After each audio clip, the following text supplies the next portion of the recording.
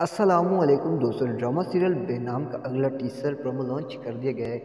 लेकिन यार आखिर इधर जो ना हमारी लाइबा भी आखिरकार पागल हो ही जाती है हैदर के प्यार में। यार आखिर क्यों आयज़ा भी जो ना हैदर को चाहती है और ऐमन भी कहती है आयज़ा को कि हैदर को कभी न छोड़ना। और इधर हैदर जो आयज़ा से सवाल करता है ना यार, बस मार देता है असल समझो के। कहता है अगर मैं तुमसे कभी जुदा हो गया तो फिर तुम क्या करोगी, क्या और क्या करेगी, मर जाएगी भाई। यार आखिर क्यों, क्या होना है यार इस ड्रामे का, समझ नहीं आ रही यार।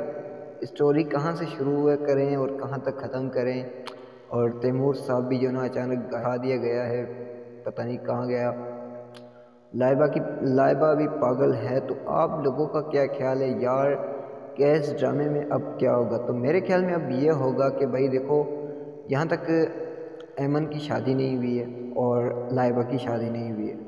लाइबा जिसे चाहती है उसने आयज़ा से निकाह कर लिया है, और ऐमन जिसे चाहती है और उसने भी, उमर ने भी निकाह कर लिया है। तो अब क्या होगा यार?